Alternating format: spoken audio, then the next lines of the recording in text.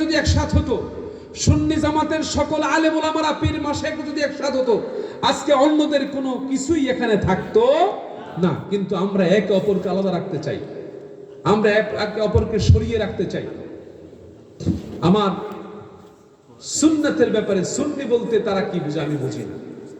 আমি ব্যক্তিগতভাবে সুন্নি বলতে বুঝি স্পষ্ট, আমার রাসূলের কথা, আমার রাসূলের হুকুম, আমার রাসূলের ইতাআত, আমার রাসূলের ইত্তেবা অনুসরণ যেই ব্যক্তি করবে পরিপূর্ণভাবে, সে হচ্ছে এক নাম্বার সুন্নি।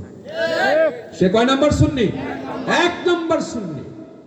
যে সুন্নি সে মেসওয়াক করবে, যে সুন্নি সে দাড়ি রাখবে, যে সুন্নি মাথায় টুপি রাখবে, যে সুন্নি নেস পোশাক পরবে, যে সুন্নি কুরআন তেলাওয়াত সহি শুদ্ধভাবে আদায় করবে, যে সুন্নি নবীজির প্রত্যেকটা কথা তার জীবনে মান্য করার চেষ্টা করবে, যে সুন্নি আমার রাসূল যে আদর্শে চলতে বলেছেন সে আদর্শে চলবে, যে সুন্নি সে অবশ্যই রাসূলের কথা কাজের বাহিরে এক কদমও পা দিবে না, সে হচ্ছে এক নম্বর সুন্নি।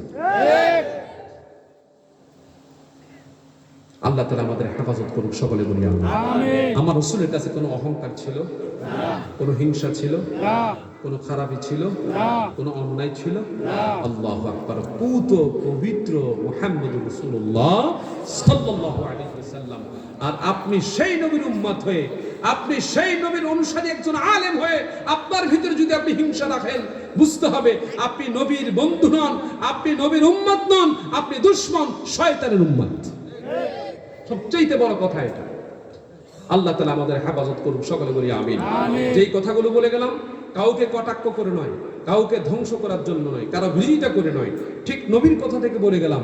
হিংসা যদি আমার ভিতরে থাকে, আমিও নবীর উম্মত হতে পারবো না। হিংসা যদি আপনার ভিতরে থাকে, আপনিও হতে পারবেন না। অহংকার যদি থেকে থাকে, আপনি হতে পারবেন না। আল্লাহ তাআলা সমস্ত গর্ব অহংকার থেকে, হিংসা বিদ্বেষ থেকে আমাদেরকে হেফাজত করুন, সকলে বলি আমিন। সারা পৃথিবীর জমিন নবীর সুন্নাহ দিয়ে আল্লাহর নবীর নূরের নূরান্বিত আল্লাহ করে দেখ, সকলে বলি আমিন। কোরআনের আলোয় আল্লাহ আলোকিত করে দেখ, সকলে বলি আমিন। নবীজির সুন্নাহর আলোয় আলোকিত করে দেখ, সকলে বলি আমিন। তাওহীদ এবং রিসালাতের আলোয় আল্লাহ আলোকিত করে দেখ, সকলে বলি আমিন। আপনাদের সকলকে আন্তরিক মোবারকবাদ জানাচ্ছি। আপনারা যারা মাহফিলে কষ্ট করে এসেছেন, আসুন একটু দুরূদ সালাম জানাই মুহাব্বতের সাথে।